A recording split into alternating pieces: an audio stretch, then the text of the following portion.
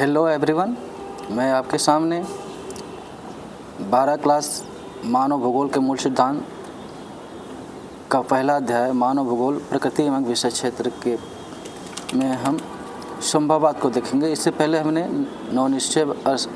निश्चयवाद, पर्यावरण निश्चयवाद और नीतिवाद सब एक ही है, तो उसको हमने देख लिया था। आज हम संभववाद को देखेंगे। इस विचारधारा का जो उत्पत्ति होती है वह 20वीं शताब्दी में फ्रांस में होता है। ठीक है, यह जो विचारधारा है संभववाद विचारधारा, इसकी उत्पत्ति जो होती है 20वीं शताब्दी में होती है फ्रांस में। इस विचारधारा के समर्थकों को थियोक्रिटस कहा जाता है। लुसियन फेब्रे इस विचारधारा के सबसे कट्टर समर्थक थे। जो लुसियन फेब्रे इस विचारधारा के बहुत ही कट्टर समर्थक थे और इन्होंने ही सर्वप्रथम संभववाद शब्द दिया था। ठीक है, आपको ध्यान होना चाहिए। संभववाद शब्द सर्वप्रथम पॉसिबिलिटीज में इन्होंने ही दिया था। और इस विचारधारा के अंतर्गत प्लास, जीन ब्रून्स, डिमांजिया, इसाबोमेन, कार्ल सावर आदि भूगोलवेत्ता आते हैं। ब्लास को इस विचारधारा का जन्मदाता माना जाता है। ठीक है, ब्लास को इस विचारधारा का जन्मदाता माना जाता है क्योंकि उन्होंने इस पे सबसे ज़्यादा कार्य किया था। उन्होंने बताया तो संभववाद है क्या। ठीक है, संभववाद है क्या, उसके सविस्तार वर्णन किया और एक सिद्धांत के रूप में, एक कॉन्सेप्ट के रूप में सबके सामने रखा। वे मानव को सर्वप्रति भौगोलिक कारक मानते थे। जो मानव है उन्होंने उनको सबसे प्रमुख कारक, ठीक है, एजेंट मानते थे। और उनका कहना था कि कर्म प्रधान सृजक, और मानव जो है कर्म प्रधान सृजक होता है, कृति प्रधान होता है, विनाशक होता है। ठीक है, विनाशक मतलब इस पर्यावरण का विनाशक होता है और अपने अनुसार वह पर्यावरण को ढालता है, न कि पर्यावरण उसको अपने अनुसार ढालता है। उसने पर्यावरण में चेंज किया है। ठीक है, चेंज किया कि आप देख सकते हैं आज मानव कहाँ से कहाँ तक पहुँच गया पर्यावरण को वो प्रभावित करके। ठीक है, वो कहते हैं आगे कि पर्यावरण एक सलाहकार है, उससे ज़्यादा कुछ भी नहीं है वो। ठीक है, पर्यावरण एक सलाहकार है, उससे ज़्यादा वो कुछ भी नहीं है। इसका यह अर्थ ये होता है कि मानव ही सर्वोपरि है, पर्यावरण कुछ नहीं है। मानव अपनी इच्छा अनुसार इस पर्यावरण में चेंज करता आ रहा है। अब प्राचीन काल में हमने देखा है कि मानव जो था वह पर्यावरण से नियंत्रित था। उसका वेशभूषा, उसका खान पान, उसका रहन सहन, उसका बोली सब प्रभावित था। मगर आज के आधुनिक युग में जो है मानव पर्यावरण में इतनी ज़्यादा चेंज कर दिया कि जो पर्यावरण बहुत ज़्यादा प्रदूषित हो गया है। मानव के रहने लायक, कहीं तो मानव के रहने लायक नहीं भी रह गया है। तो मानव ने इतनी ज़्यादा प्रगति कर ली है, इतना ज़्यादा वैज्ञानिक प्रगति कर ली है कि मानव पृथ्वी तक ही नहीं, वह आसमान में आज उड़ रहा है। ठीक है, आज अन्य ग्रहों पर पहुंचने के लिए विभिन्न प्रकार के यान का निर्माण कर रहा है। इससे पहले, सबसे पहले अगर हम बात करें, चंद्रमा पर पहुंचने वाले नील आर्मस्ट्रांग एक मानव ही थे जो अपना वैज्ञानिक परिचय लहराया जाके चंद्रमा पे। और अभी भारत ने भी अपने चंद्रयान को भेजकर चाँद पर अपना परचम लहराया। तो ये क्या है? ये सभी मानव के ही ज्ञान और विज्ञान का परिणाम है। जो मानव नहीं, प्रकृति मौन पड़ी हुई है मानव के सामने। आगे लिखते हैं कि मानव एक भौगोलिक मत है कि मानव एक फेब्रे का मत है कि मानव एक भौगोलिक शक्ति के रूप में काम करती है।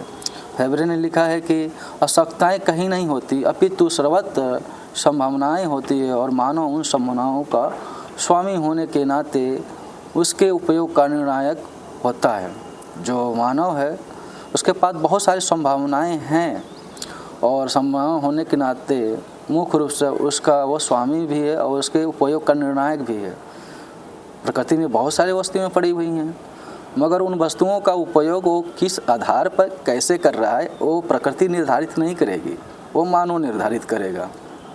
उसको क्या करना है, कहाँ पे रहना है, किस प्रकार के वातावरण में रहना है, क्या खाएगा, क्या पिएगा, यह प्रकृति निर्धारित नहीं करेगी, वह मानव निर्धारित करेगा। क्योंकि आज जहाँ मरुस्थल है मानो अगर उस मरुस्थल में सिंचाई का अगर विकास कर दिया तो आज जहाँ मरुस्थल है आज वहाँ पे क्या होगा, कृषि होने लगेगा, क्योंकि वहाँ पे बारिश न होने के कारण वहाँ पे मरुस्थल है। अगर वहाँ पे पानी की उपलब्धता हो जाए तो मानो उस रेगिस्तान को भी हरा भरा कर देगा।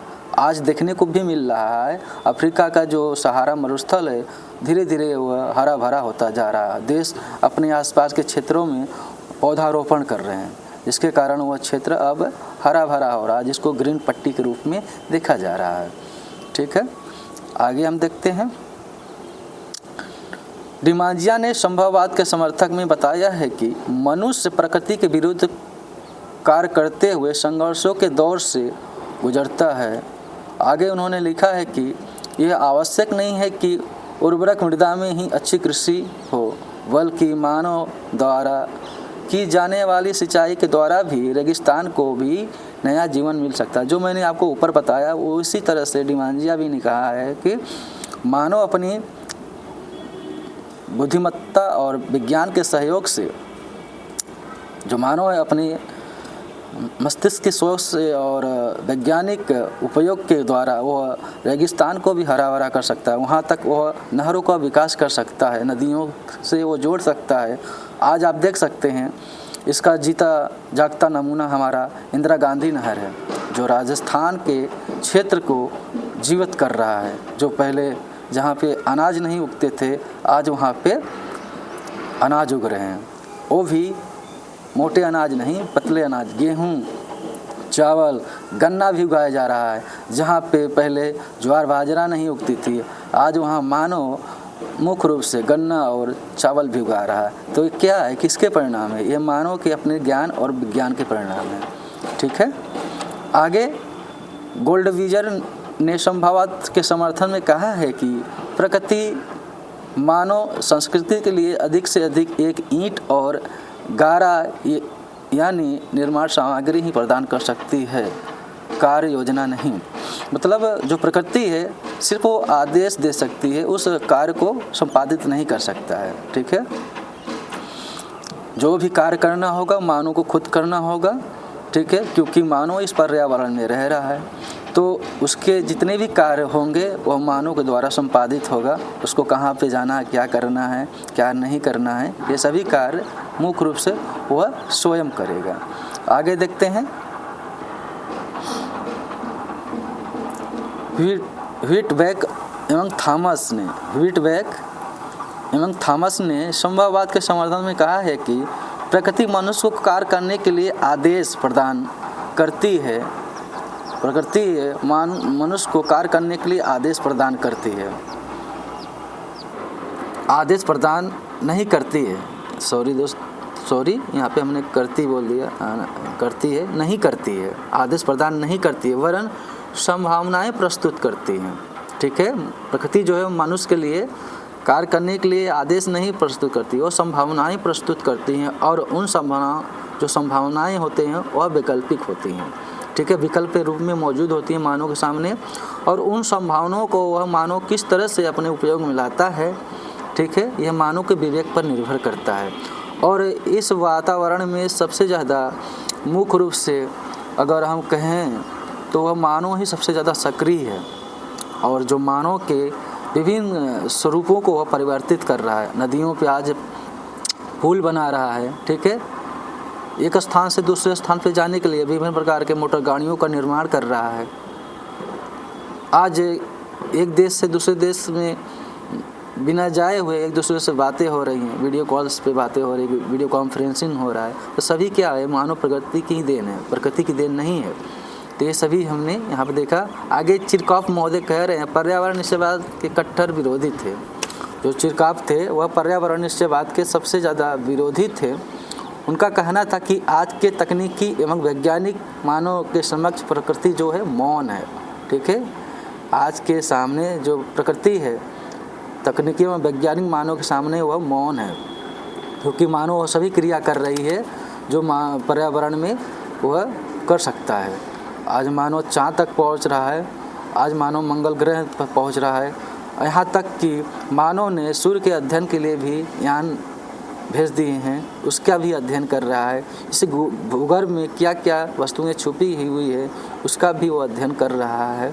पृथ्वी का निर्माण कैसे हुआ है उसका भी अध्ययन वो कर ले रहा है। भूकंप कब आ सकती है इसका भी वो ऐसे यंत्रों का निर्माण कर रहा है। मतलब अपने विनाश से संबंधित, अपने उपयोग से संबंधित वो सभी कार्य कर रहा है जिसमें वो उसको रहना है।